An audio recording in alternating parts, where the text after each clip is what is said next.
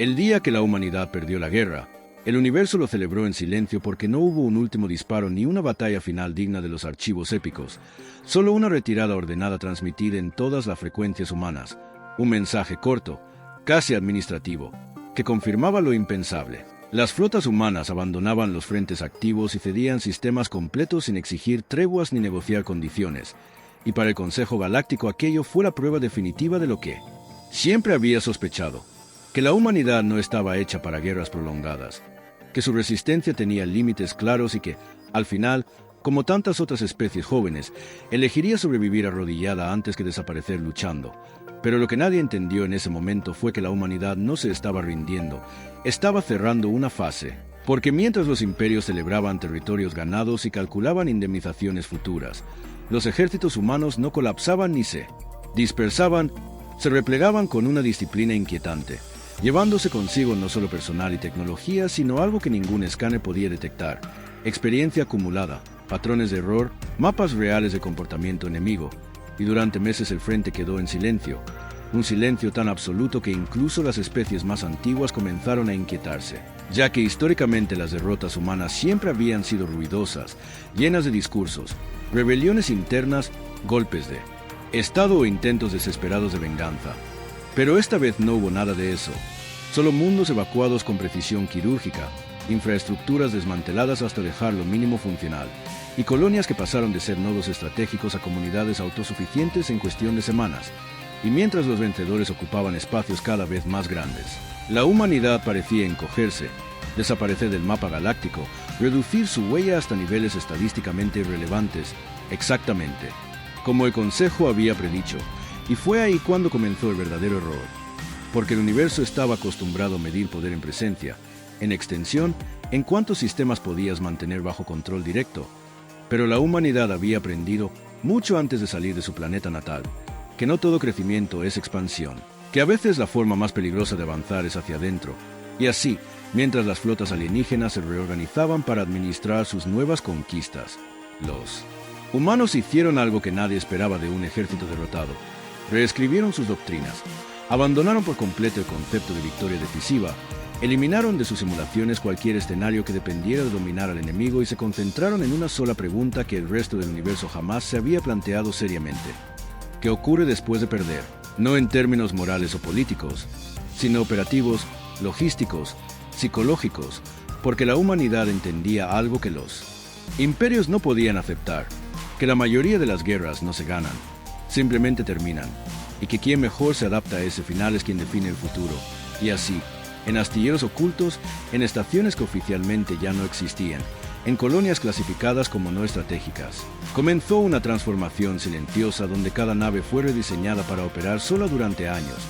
cada unidad militar entrenada para funcionar sin cadena de mando durante periodos indefinidos, cada sistema crítico duplicado, triplicado y fragmentado hasta el punto de que destruirlo requeriría una atención que ningún vencedor estaba dispuesto a dedicar a un enemigo derrotado. Y mientras tanto, el Consejo actualizaba sus registros, degradando a la humanidad a una potencia secundaria en retirada, una nota al pie de la historia de una guerra ya cerrada, sin notar que en los márgenes de esos mismos informes empezaban a aparecer anomalías, pequeñas pero constantes, rutas que dejaban de ser seguras sin que nadie las atacara, guarniciones que necesitaban refuerzos inesperados en zonas pacificadas, sistemas recién conquistados que resultaban sorprendentemente difíciles de administrar, no por resistencia armada, sino por ausencia de cooperación, por una infraestructura que parecía diseñada para funcionar mejor sin ocupantes externos. Y aún así nadie conectó los puntos, porque aceptar que una especie derrotada pudiera seguir influyendo en el equilibrio galáctico iba contra toda lógica conocida. Y sin embargo, mientras el universo seguía adelante celebrando una victoria limpia, la humanidad, oficialmente vencida, estaba sentando las bases de algo que no figuraba en ningún tratado ni en ningún mapa estelar: una forma de guerra que no necesitaba frentes, ni banderas, ni finales claros, una guerra que no buscaba revertir la derrota, sino asegurarse de que, a partir de ese momento, ninguna victoria sobre los humanos volviera a ser simple, rápida o gratuita. Y en ese preciso instante, sin saberlo, el universo había entrado en una era nueva, no marcada por la expansión de un imperio, sino por la lenta y persistente consecuencia de haber dejado con vida a una especie que acababa de aprender que perder también podía ser una estrategia. Meses después de la derrota oficial, cuando los archivos galácticos ya habían cerrado el conflicto humano como resuelto, comenzaron a aparecer los primeros problemas que nadie supo relacionar entre sí. Porque no parecían ataques ni rebeliones ni sabotajes clásicos, solo fricciones inexplicables en sistemas que deberían haber funcionado mejor bajo control imperial. Planetas recién conquistados donde la producción no alcanzaba los niveles proyectados, estaciones que consumían más recursos de los previstos para mantenerse operativas, rutas que requerían escoltas adicionales sin que existiera una amenaza identificable, y en todos los informes aparecía la misma observación secundaria, casi irrelevante, que las infraestructuras heredadas de la administración humana eran extrañamente resistentes a control centralizado, como si hubieran sido diseñadas para cooperar solo con quienes entendían su lógica interna, y al principio se asumió que era simple incompetencia de los ocupantes, hasta que un patrón comenzó a emerger. Porque cuanto más se intentaba optimizar esos sistemas bajo estándares imperiales, menos eficientes se volvían,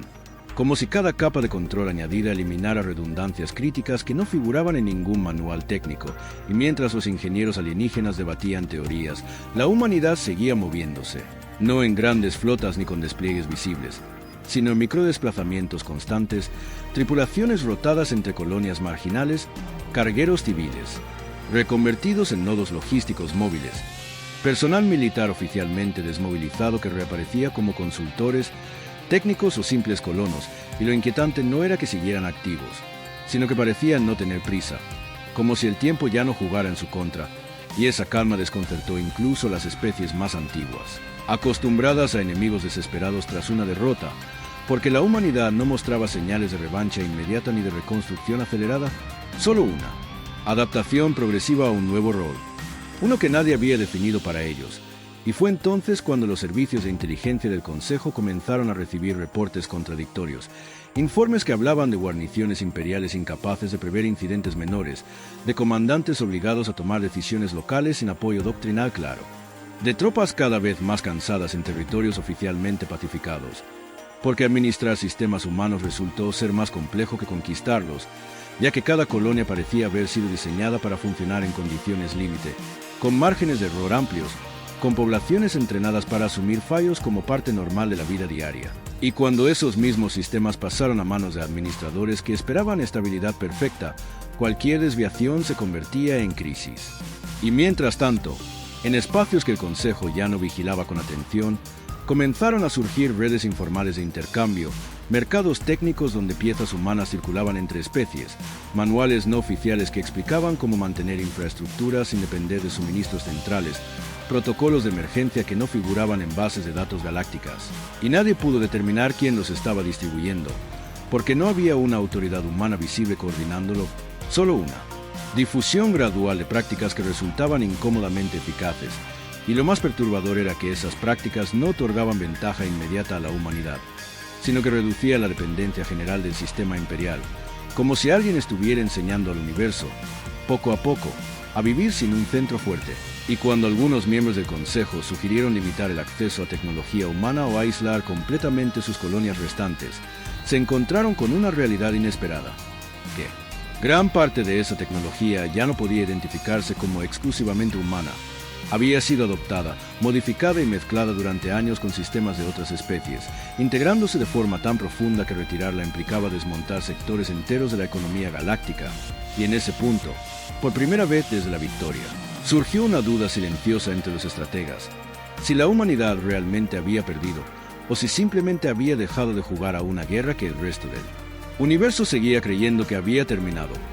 Porque cuanto más analizaban los datos, más claro se volvía que la derrota humana había liberado a su ejército de las expectativas clásicas. Ya no necesitaban proteger fronteras amplias ni demostrar fuerza, podían concentrarse en algo que siempre habían entendido mejor que nadie: la supervivencia prolongada bajo presión. Y mientras los imperios celebraban la paz, la humanidad, oficialmente vencida, estaba transformando esa paz en un terreno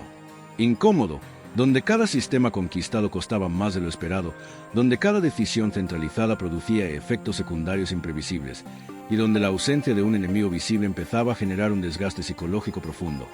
Porque luchar contra una fuerza activa es agotador, pero administrar las consecuencias de una victoria incompleta puede ser letal.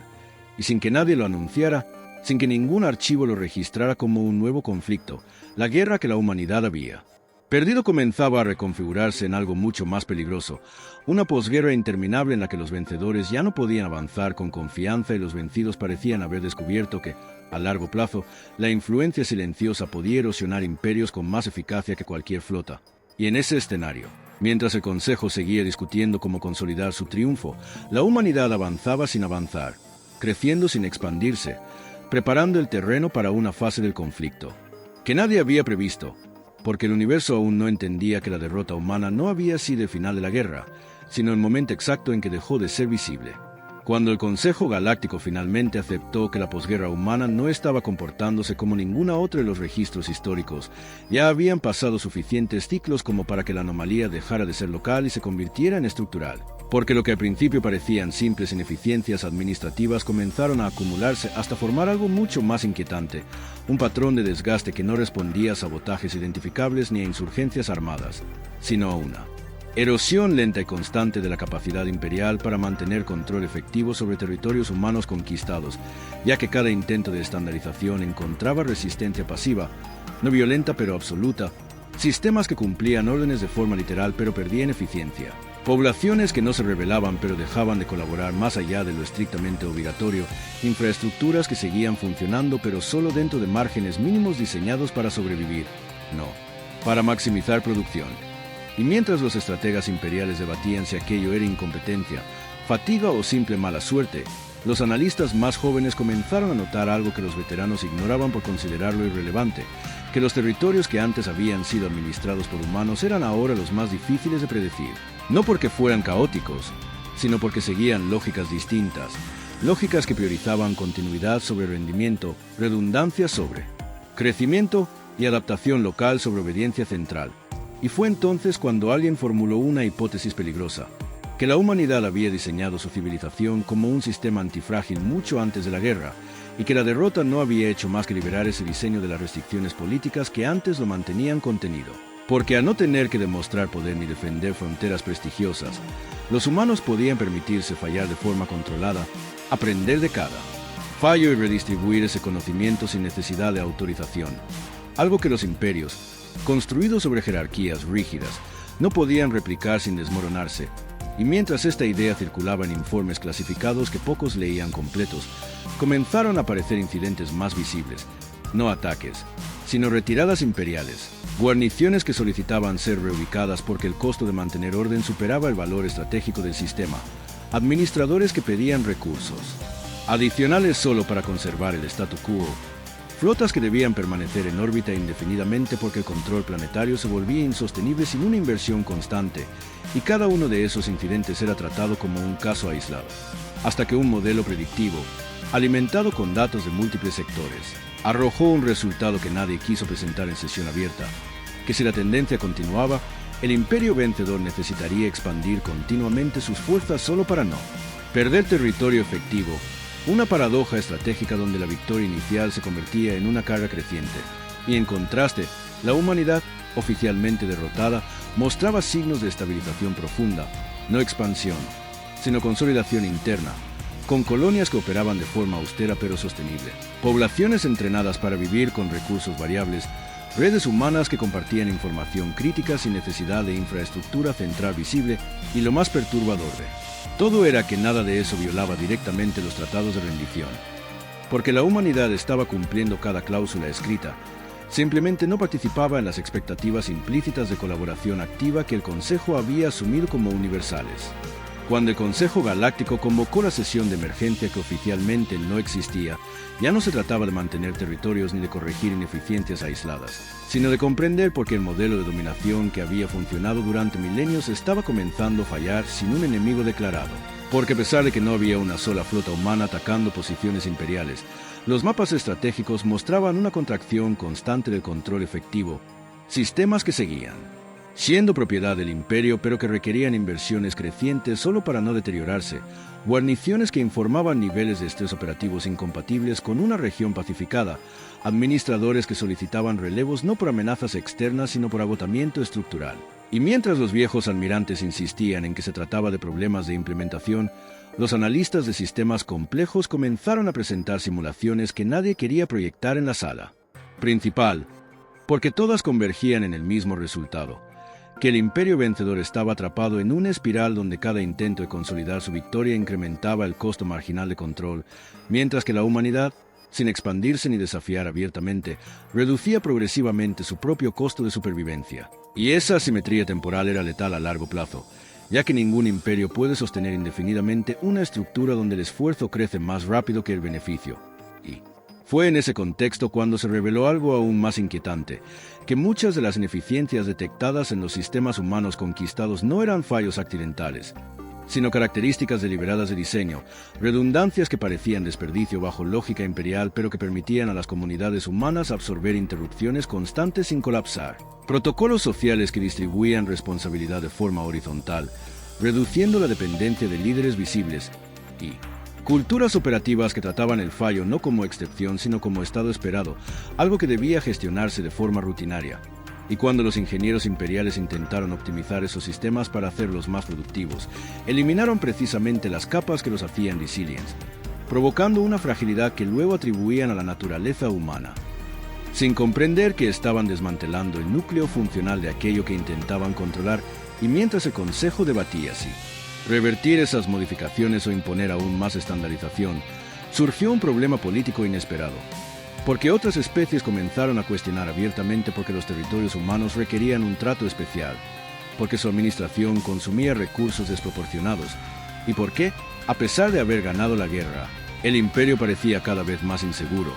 Y esas preguntas, antes impensables, empezaron a circular en foros regionales, en asambleas menores, en conversaciones diplomáticas donde la autoridad del Consejo ya no era incuestionable, y lo más peligroso era que la humanidad no estaba alimentando ese debate, no emitía comunicados, no financiaba movimientos disidentes, no ofrecía alianzas formales, simplemente seguía funcionando bajo sus propios términos, y al hacerlo, proporcionaba un ejemplo práctico que otros comenzaban a imitar sin pedir permiso: colonias no humanas que adoptaban redundancias humanas, flotas mercantes que copiaban modelos de autonomía humana, gobiernos locales que reducían su dependencia del centro imperial inspirados por la aparente estabilidad de las comunidades derrotadas, y cada adopción aislada parecía inocua, pero juntas formaban una tendencia que erosionaba el principio fundamental del orden galáctico, la idea de que la estabilidad solo podía garantizarse desde arriba. Y cuando un miembro veterano del Consejo preguntó, con una franqueza que rompió siglos de protocolo, cómo se suponía que el imperio debía responder a una amenaza que no atacaba, no exigía y no aspiraba a gobernar, la sala quedó en silencio, porque no había doctrina para eso. Todas las respuestas posibles implicaban una escalada que ya no podían justificar ante sus propios aliados, o una retirada simbólica que equivaldría a admitir que la victoria había sido incompleta. Y mientras esa parálisis estratégica se asentaba, llegaron informes de frontera que ya no podían clasificarse como administrativos, sistemas donde la autoridad imperial había sido formalmente aceptada pero era irrelevante en la práctica, porque las comunidades locales, humanas y no humanas, habían aprendido a operar de manera autosuficiente, pagando tributos mínimos, cumpliendo leyes de forma literal, pero organizando su vida económica y social fuera del alcance real del centro, y en esos lugares no había rebelión ni propaganda, solo una quietud inquietante, como si el poder hubiera perdido densidad. Y al analizar esos casos, los expertos en sociopolítica galáctica llegaron a una conclusión que resultó más alarmante que cualquier informe militar: que la humanidad había introducido, de forma involuntaria o no, un modelo de resistencia que no necesitaba confrontación, un modelo donde control se volvía irrelevante porque la dependencia había sido eliminada. Y esa realización obligó al Consejo a enfrentar una verdad que había evitado desde el inicio de la guerra: que la derrota humana no había destruido su capacidad de influir en el futuro, solo había eliminado los incentivos que la mantenían alineada con el sistema galáctico existente, y ahora, al no necesitar aprobación y protección, la humanidad se había convertido en algo que el imperio no podía ni absorber ni destruir sin destruirse a sí mismo.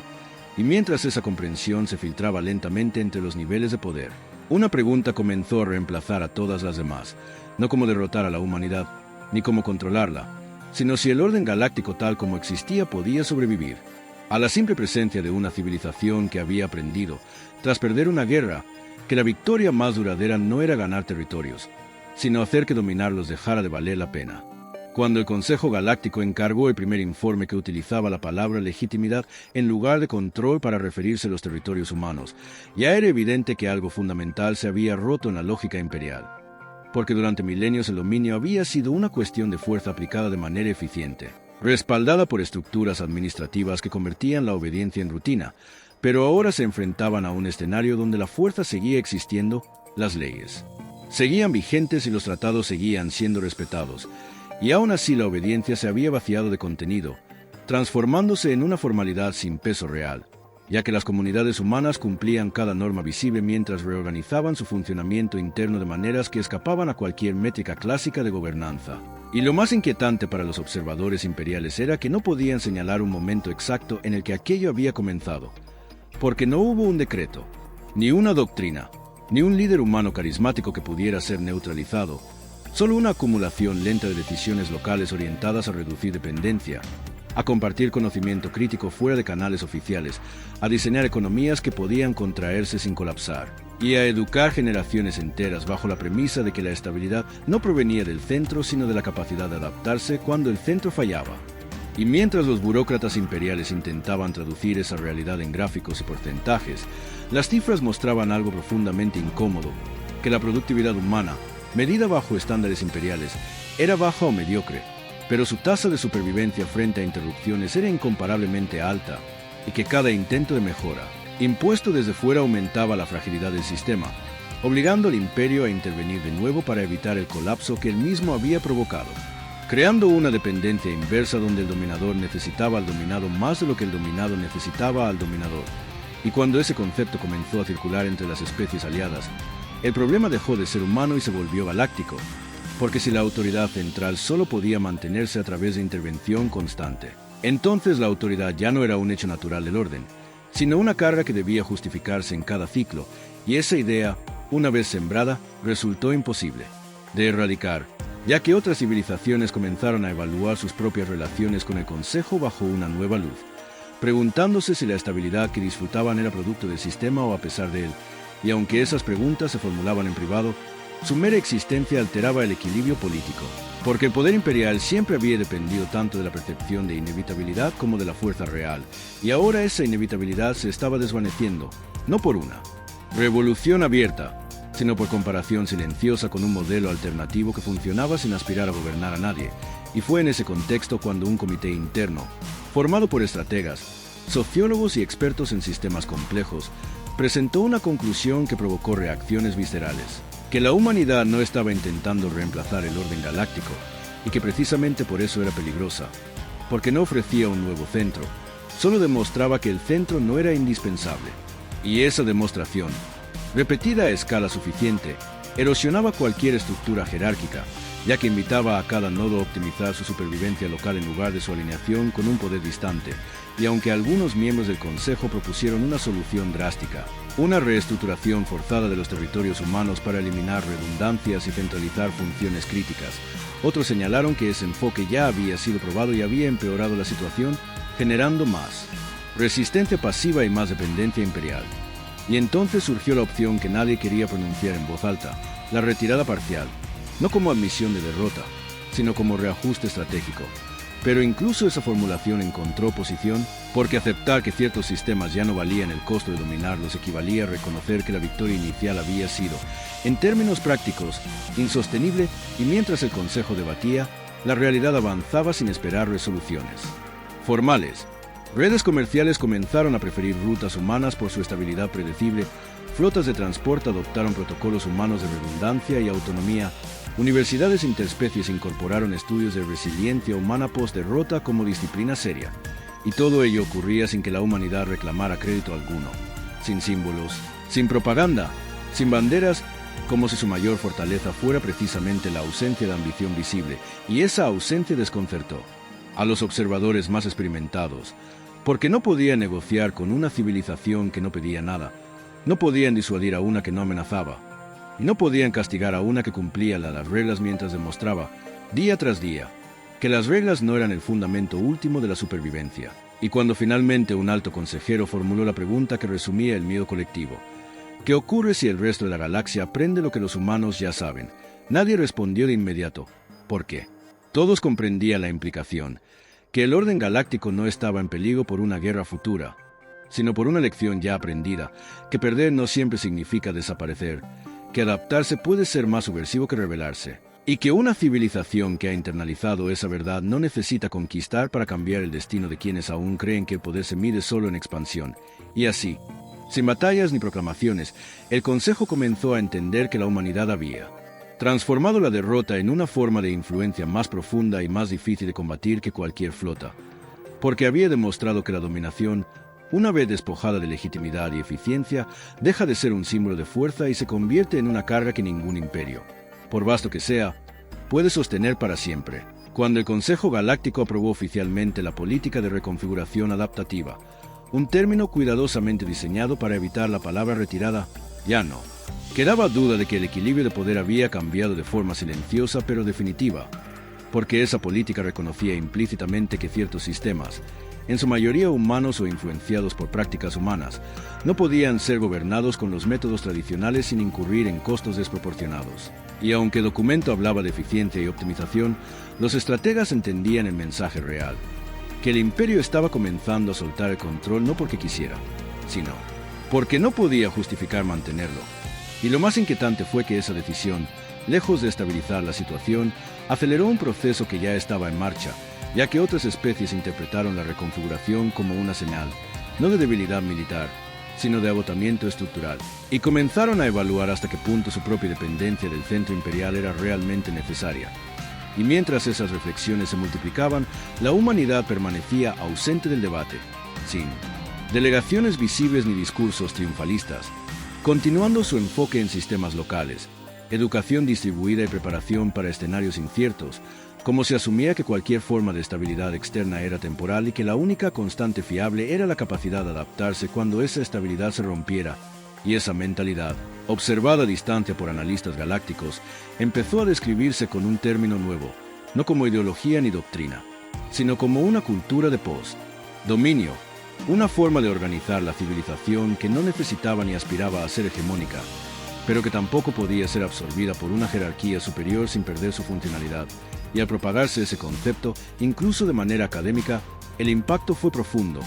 porque sugería que el imperio no estaba enfrentándose a una rebelión, sino la obsolescencia progresiva de su modelo, algo para lo cual no existían protocolos de respuesta, ya que los imperios sabían luchar contra enemigos, pero no sabían competir con alternativas que no buscaban reemplazarlos. Y mientras esa realización se asentaba, comenzaron a surgir grietas internas en el propio Consejo, divisiones no entre halcones y palomas, sino entre quienes aún creían que el orden galáctico podía reformarse desde dentro y quienes empezaban a sospechar que cualquier intento de reforma solo retrasaría lo inevitable, porque la legitimidad perdida no podía recuperarse con ajustes técnicos y, en paralelo, informes de inteligencia mostraban un fenómeno inesperado, que en sistemas humanos formalmente irrelevantes estaban apareciendo redes de cooperación interespecies que operaban fuera de los marcos imperiales, no como alianzas políticas, sino como acuerdos prácticos de supervivencia, intercambio de conocimientos, redundancia logística y apoyo mutuo ante fallos,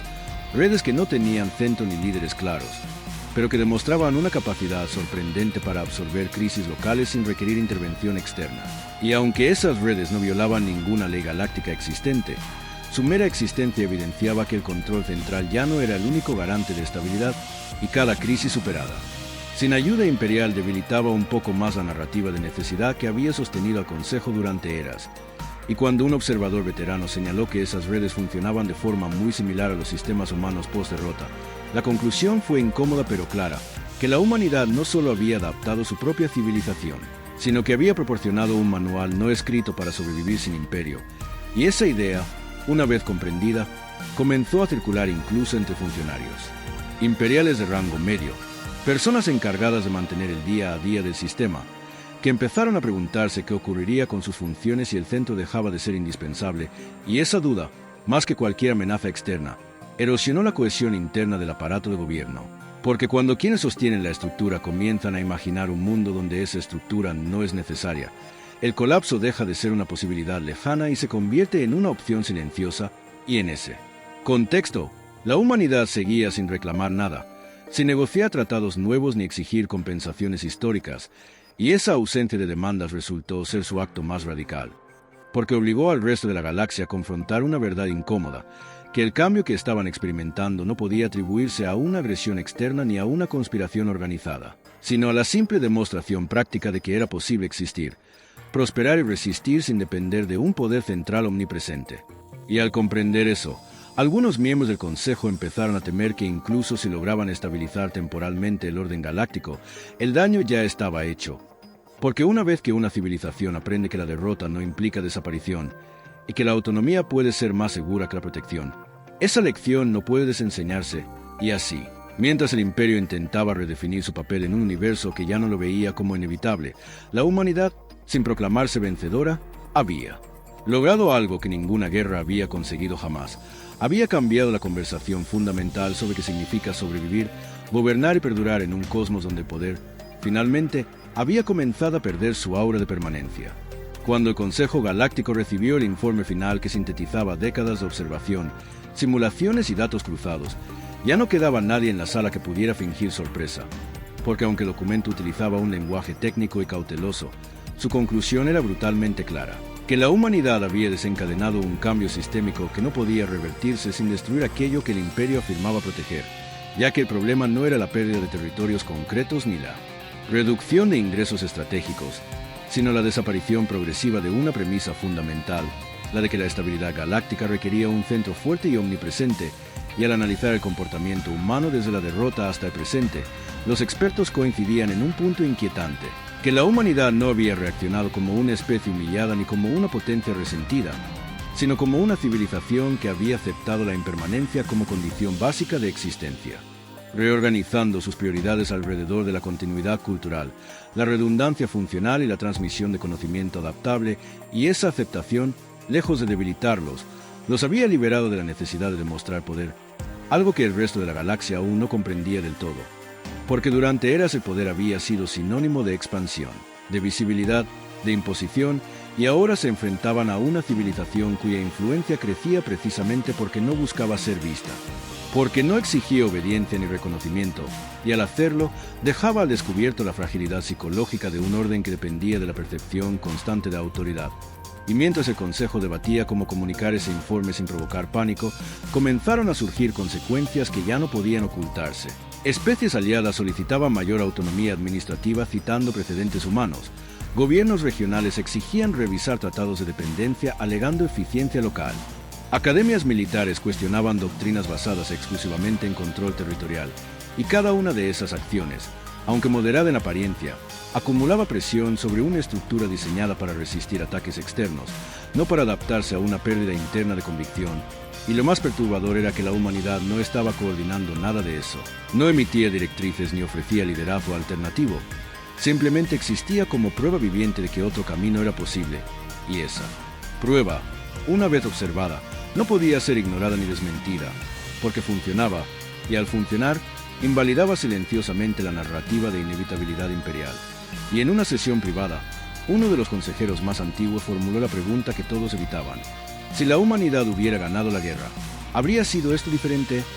Y tras un silencio prolongado, la respuesta fue casi unánime, que sí, porque una victoria humana los habría obligado a asumir responsabilidades de hegemonía, a defender fronteras, a mantener alianzas, a justificar decisiones, atrapándolos en el mismo ciclo de control que ahora debilitaba al imperio. Y fue entonces cuando la ironía completa se volvió imposible de negar, que la derrota humana había sido la condición que permitió su transformación, y que cualquier intento de revertir esa derrota, incluso simbólicamente, solo reinsertaría a la humanidad en un sistema que ya había aprendido a trascender. Y al aceptar eso, el Consejo comprendió que no enfrentaba una amenaza tradicional ni una competencia directa, sino una disolución progresiva del marco conceptual que sostenía su autoridad, y esa comprensión generó reacciones contradictorias. Algunos miembros propusieron preservar el orden a toda costa, incluso mediante medidas coercitivas que ya no podían justificarse públicamente, mientras otros argumentaron que intentar forzar la dependencia solo aceleraría la adopción del modelo humano por el resto de la galaxia. Y en medio de ese debate, emergió una propuesta que habría sido impensable antes de la guerra: reconocer oficialmente zonas de autonomía funcional, no como concesión temporal, sino como componente estructural del nuevo orden galáctico. Y aunque esa propuesta no mencionaba a la humanidad por nombre, todos entendían su origen y lo que implicaba. que el imperio dejaría de ser el único garante de estabilidad y se convertiría en uno más entre varios nodos de coordinación. Y al considerar esa opción, muchos comprendieron que el poder imperial no estaba siendo derrotado por la humanidad, sino diluido por una realidad que ya no necesitaba concentrarse para sobrevivir, y mientras esas decisiones se debatían, en los mundos humanos la vida continuaba sin celebraciones ni discursos. Generaciones enteras crecían sin memoria directa de la guerra, educadas no en el resentimiento ni en la revancha, sino en la preparación para la incertidumbre, en la idea de que ningún sistema es eterno y que la adaptación no es una estrategia temporal, sino una forma de existencia, y esa normalidad, observada desde fuera, fue quizá el aspecto más desconcertante para el Consejo, porque demostraba que la humanidad no se definía ya por su derrota ni por su impacto galáctico, sino por su capacidad de seguir siendo coherente consigo misma independientemente del contexto. Y al reconocer eso, algunos consejeros empezaron a aceptar una verdad que habría sido herética generaciones atrás, que el futuro del orden galáctico no dependería de quién ganara la próxima guerra, sino de quién pudiera sobrevivir cuando las viejas estructuras dejaran de funcionar. Y en ese escenario, la humanidad no era una amenaza ni un salvador, sino un precedente, una demostración silenciosa de que incluso en un universo construido sobre imperios, es posible perder una guerra y aún así cambiarlo todo, no por conquistar, sino por persistir, no por imponerse, sino por demostrar que el poder, cuando deja de ser indispensable, comienza lentamente a desvanecerse, y con esa comprensión, el Consejo supo que había cruzado un umbral del que no había retorno, porque a partir de ese momento, gobernar ya no significaría controlar cada sistema,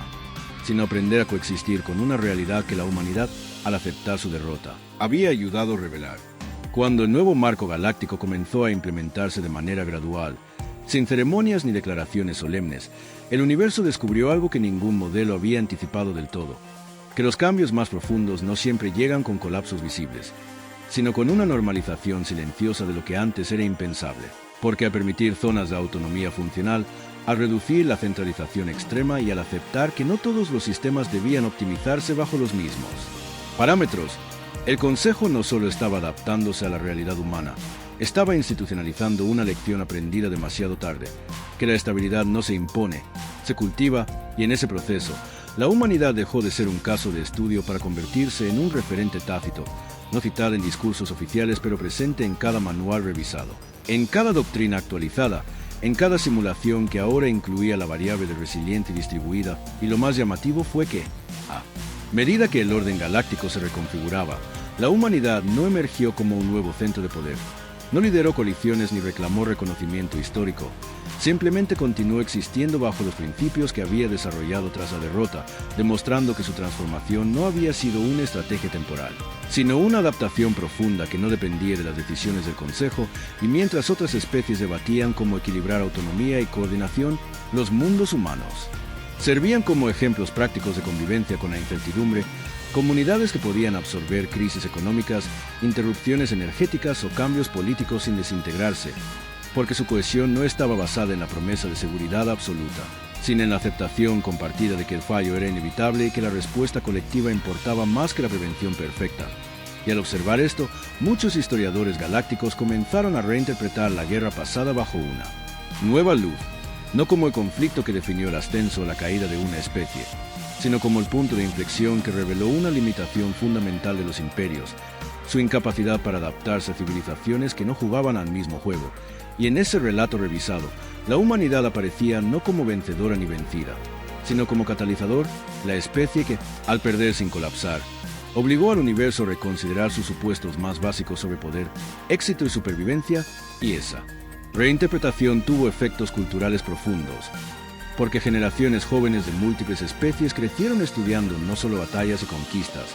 sino también modelos de persistencia, casos donde la flexibilidad había superado a la fuerza. Y en esos estudios, la humanidad era mencionada junto a un concepto nuevo, el de civilización post-hegemónica, una forma de existir que no aspiraba a dominar ni a ser dominada,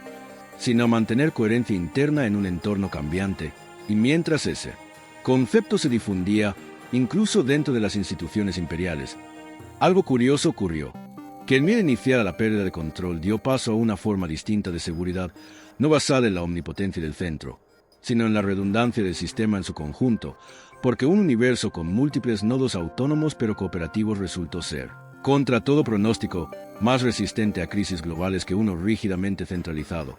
Y aunque ese resultado no borró las tensiones ni eliminó los conflictos, se redujo su impacto existencial, haciendo que ninguna derrota local amenazara con un colapso total. Y en ese sentido, la humanidad había contribuido a crear un universo menos frágil, no por diseño consciente,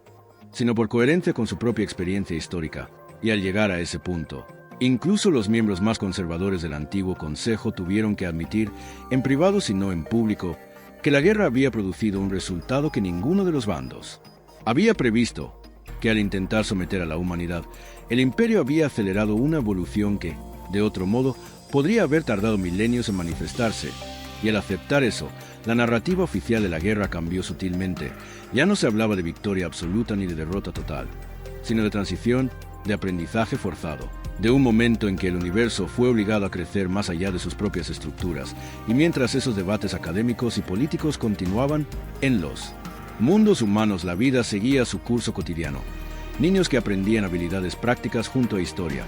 Comunidades que celebraban no la expansión sino la continuidad. Ancianos que recordaban la guerra no como una herida abierta,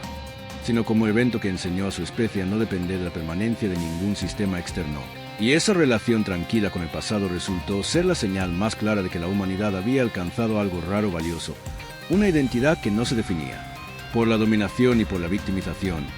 sino por la capacidad de adaptarse sin perder sentido. Y al observar esa normalidad, el universo comprendió algo fundamental, que la verdadera transformación no había sido política ni militar,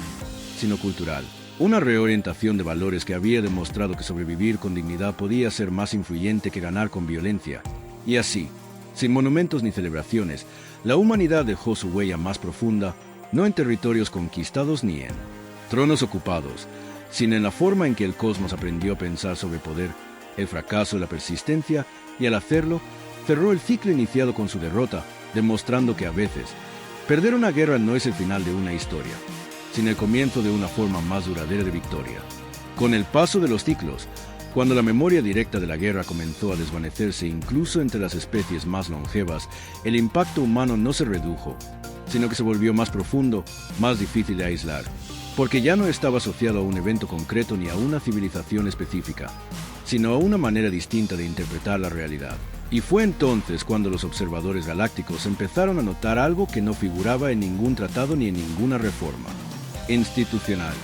que las decisiones tomadas en sistemas muy alejados de los antiguos territorios humanos comenzaban a reflejar patrones similares, una preferencia por estructuras redundantes, por acuerdos flexibles,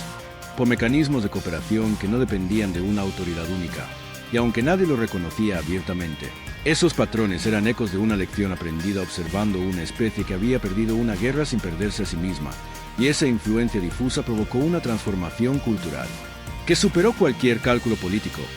porque alteró la forma en que las civilizaciones evaluaban el riesgo, el éxito y el fracaso, y donde antes una derrota se consideraba un colapso existencial, ahora se analizaba como una transición potencial,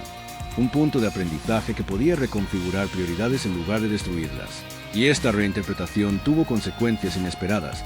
ya que conflictos que antes habrían escalado rápidamente hacia la aniquilación total comenzaron a resolverse de forma distinta, no por altruismo repentino, sino porque las partes involucradas comprendían que incluso una victoria absoluta podía resultar estratégicamente vacía si generaba estructuras imposibles de sostener. Y en ese nuevo contexto, la humanidad dejó de ser una referencia histórica y se convirtió en una especie de parámetro moral implícito, un recordatorio silencioso de que la supervivencia a largo plazo no dependía de imponer la propia voluntad, sino de diseñar sistemas capaces de absorber la pérdida sin desintegrarse. Y aunque algunos críticos argumentaban que esa visión promovía una peligrosa complacencia, los datos empíricos mostraban lo contrario, que las civilizaciones que adoptaban principios de resiliencia distribuida no se volvían más débiles, sino más selectivas en el uso de la fuerza, reservándola para situaciones verdaderamente existenciales, y esta moderación estratégica redujo la frecuencia de guerras totales, no porque el universo se hubiera vuelto más pacífico, sino porque había aprendido, en parte gracias al ejemplo humano, que la destrucción completa del adversario rara vez producía estabilidad duradera, y al analizar este fenómeno desde una perspectiva histórica amplia, algunos filósofos galácticos comenzaron a describir la era posterior a la guerra humana como el inicio de una madurez colectiva. Un periodo en el que el cosmos dejó de definirse exclusivamente por ciclos de ascenso y caída de imperios para empezar a explorar formas más complejas de coexistencia, y en ese relato, la humanidad ocupaba un lugar peculiar, no como arquitecto consciente de ese cambio, sino como catalizador involuntario, la especie que, al aceptar su vulnerabilidad, obligó a otros a confrontar la suya, y esa confrontación tuvo un efecto profundo en la psicología colectiva del universo, porque reveló que la omnipotencia era una ilusión costosa y que la aceptación de límites podía ser una fuente de estabilidad inesperada, y mientras estas ideas se difundían en círculos académicos y culturales, los antiguos centros de poder experimentaron una transformación interna aún más significativa, ya que generaciones de líderes crecieron en un entorno donde la legitimidad ya no se heredaba automáticamente de la tradición imperial, sino que debía ganarse mediante la capacidad de facilitar cooperación y gestionar la incertidumbre. Y este cambio, aunque sutil, alteró la naturaleza misma del liderazgo galáctico, desplazándolo de la imposición hacia la coordinación. Y aunque ese proceso estuvo lejos de ser uniforme o libre de conflicto, su dirección general era clara. El universo estaba aprendiendo a vivir con menos certezas absolutas y más resiliencia compartida. Y en ese aprendizaje, la humanidad seguía desempeñando un papel silencioso pero constante, no como ejemplo perfecto, sino como recordatorio viviente de que incluso las civilizaciones que parecen pequeñas, derrotadas o irrelevantes, pueden introducir cambios que perduran más que cualquier conquista territorial.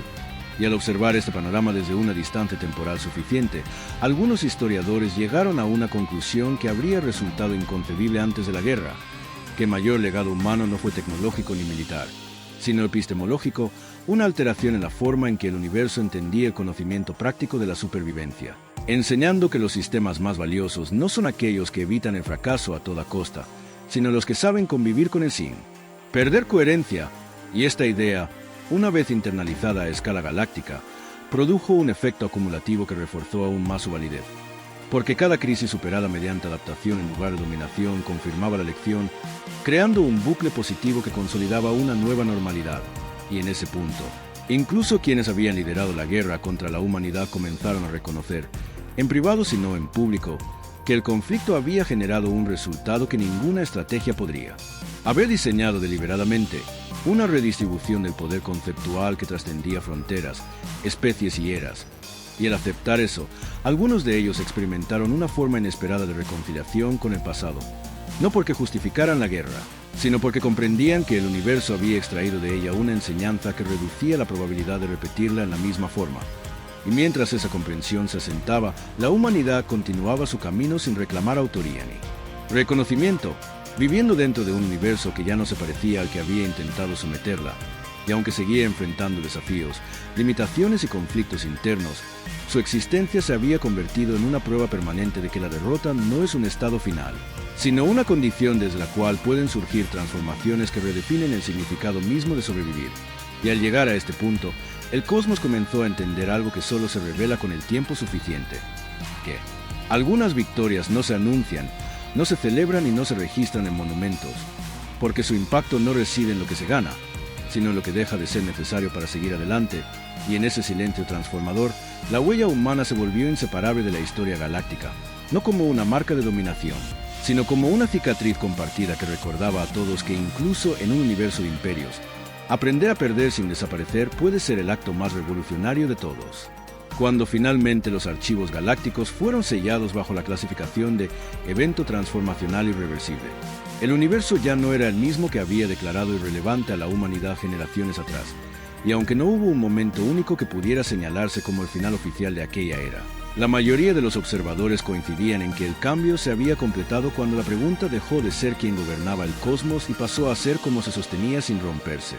Porque esa transición conceptual, más que cualquier tratado o reforma, marcó el verdadero cierre del ciclo iniciado con la guerra, y en retrospectiva resultó evidente que la humanidad nunca había intentado ganar una contienda que no podía sostenerse a largo plazo, sino sobrevivir a ella de una forma que preservara su capacidad de seguir siendo algo reconocible incluso cuando todo lo externo cambiara, y esa elección, aparentemente modesta defensiva, había generado consecuencias que se expandieron mucho más allá de sus propios mundos, redefiniendo la relación entre poder, estabilidad y tiempo para todas las civilizaciones que la observaron. Cuando finalmente los archivos galácticos fueron sellados bajo la clasificación de evento transformacional irreversible, El universo ya no era el mismo que había declarado irrelevante a la humanidad generaciones atrás, y aunque no hubo un momento único que pudiera señalarse como el final oficial de aquella era, la mayoría de los observadores coincidían en que el cambio se había completado cuando la pregunta dejó de ser quién gobernaba el cosmos y pasó a ser cómo se sostenía sin romperse. Porque esa transición conceptual, más que cualquier tratado o reforma, marcó el verdadero cierre del ciclo iniciado con la guerra, y en retrospectiva resultó evidente que la humanidad nunca había intentado ganar una contienda que no podía sostenerse a largo plazo, sino sobrevivir a ella de una forma que preservara su capacidad de seguir siendo algo reconocible incluso cuando todo lo externo cambiara. Y esa elección, aparentemente modesta defensiva, había generado consecuencias que se expandieron mucho más allá de sus propios mundos, redefiniendo la relación entre poder, estabilidad y tiempo para todas las civilizaciones que la observaron, y al analizar este proceso desde una perspectiva histórica amplia, los cronistas galácticos llegaron a una conclusión incómoda pero coherente, que el error fundamental del antiguo orden no había sido subestimar la fuerza militar humana, sino subestimar su relación con la pérdida. Porque mientras otras especies concebían la derrota como una anomalía que debía corregirse o vengarse, la humanidad la había integrado como parte de su narrativa colectiva, utilizándola como punto de partida para construir sistemas que no dependían de la ilusión de permanencia, y esa integración había producido una cultura capaz de aceptar límites sin resignarse, de adaptarse sin perder identidad y de persistir sin necesidad de imponerse. Y cuando esa cultura se volvió visible a escala galáctica, su impacto fue inevitable, porque ofrecía una respuesta práctica a una pregunta que todos los imperios evitan formular: ¿qué ocurre cuando el control deja de ser suficiente para garantizar estabilidad? Y la respuesta, demostrada una y otra vez por la experiencia humana, fue que la estabilidad no proviene de eliminar la incertidumbre, sino de aprender a vivir con ella sin que destruya la coherencia interna de una civilización. Y esa lección, una vez comprendida, alteró la trayectoria del universo de manera irreversible, reduciendo la obsesión por la expansión ilimitada y fomentando una valoración distinta del equilibrio, no como estado fijo, sino como proceso continuo, y aunque ese cambio no eliminó los conflictos ni las ambiciones, se transformó su escala y su naturaleza, haciendo que las crisis dejaran de ser existenciales con tanta frecuencia, y en ese nuevo contexto, la humanidad ocupó un lugar peculiar, no como árbitro ni como ejemplo perfecto, sino como referencia histórica constante, la civilización que había demostrado que incluso en un universo dominado por imperios, la supervivencia no requería dominar, solo resistir con inteligencia y adaptarse con humildad. Y con el paso del tiempo, esa referencia dejó de estar asociada a la guerra misma y pasó a integrarse en la educación básica de múltiples especies, no como advertencia ni como mito heroico, sino como estudio de casos sobre resiliencia aplicada, y generaciones que nunca habían oído hablar de la rendición humana comprendían, sin necesidad de dramatización, que la continuidad cultural podía ser más influyente que cualquier victoria militar. Y mientras este entendimiento se normalizaba, los últimos vestigios del antiguo orden imperial se disolvieron de forma gradual, no por colapso violento, sino por irrelevancia progresiva, reemplazados por redes flexibles de cooperación que reflejaban mejor la complejidad del cosmos. Y aunque algunos lamentaron la pérdida de la claridad jerárquica que los imperios ofrecían, la mayoría reconoció que el nuevo equilibrio, aunque menos grandioso, era más resistente a la ruptura total. Y en ese universo transformado, la humanidad continuó su camino sin reclamar reconocimiento ni protagonismo, enfrentando sus propios desafíos internos con la misma filosofía que había guiado su reconstrucción, conscientes de que ningún sistema es eterno y de que la adaptación no es una fase, sino una condición permanente, y esa continuidad silenciosa fue, al final, la señal más clara de su legado, porque demostraba que su influencia no dependía de ser recordada activamente, sino de haber cambiado la forma en que el universo funcionaba incluso cuando nadie pensaba en ellos. Y al cerrar los archivos de aquella guerra, los historiadores galácticos escribieron una última nota que resumía todo el proceso con una simplicidad inquietante, que la humanidad no había ganado ni perdido en el sentido tradicional, sino que había redefinido el juego mismo al demostrar que la persistencia, cuando se convierte en cultura, puede sobrevivir a cualquier derrota. Y en ese reconocimiento tardío, el cosmos comprendió finalmente que la mayor fuerza de la humanidad nunca había sido su capacidad de conquistar estrellas, sino su habilidad para seguir existiendo con sentido cuando el universo entero había asumido que ya no importaba. Y así, sin fanfarrias ni finales explosivos, la historia llegó a su conclusión más honesta, que a veces el acto más revolucionario no es vencer,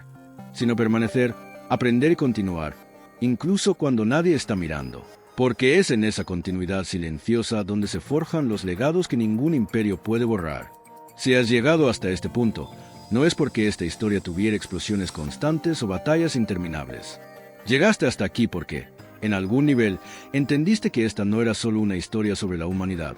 Era una historia sobre qué significa seguir adelante cuando el mundo ya decidió que no importas. La humanidad de este relato no ganó la guerra, no se convirtió en imperio, no impuso su verdad al universo, hizo algo más difícil. Aprendió a perder sin desaparecer. Y eso, en un cosmos construido sobre la obsesión por dominar, resultó ser el acto más disruptivo de todos. Si esta historia te hizo pensar, si en algún momento sentiste incomodidad, si te preguntaste si algo así podría pasar de verdad, entonces esta historia hizo su trabajo. Este canal existe para contar relatos HFY diferentes, no sobre humanos invencibles,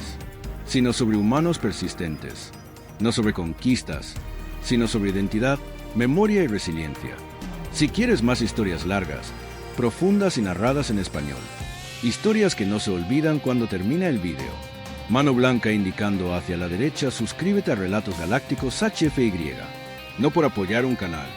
sino para seguir explorando juntos estas preguntas incómodas. ¿Qué ocurre cuando el poder deja de ser suficiente? ¿Qué sobrevive cuando todo lo demás cae? Déjanos un comentario, no solo diciendo me gustó. Cuéntanos, ¿qué parte de la historia se quedó contigo? ¿La derrota? ¿La transformación? ¿La idea de que sobrevivir puede ser más poderoso que vencer? Y si conoces a alguien que siempre ha sido subestimado, alguien que sigue adelante aunque nadie apueste por él, comparte este relato, porque a veces las historias más necesarias no son las que enseñan a ganar, sino las que recuerdan que existir, adaptarse y continuar ya es una forma de victoria. Nos vemos en el próximo relato. Hasta entonces, sigue resistiendo, sigue adaptándote, sigue existiendo. Esto es Relatos Galácticos CBY.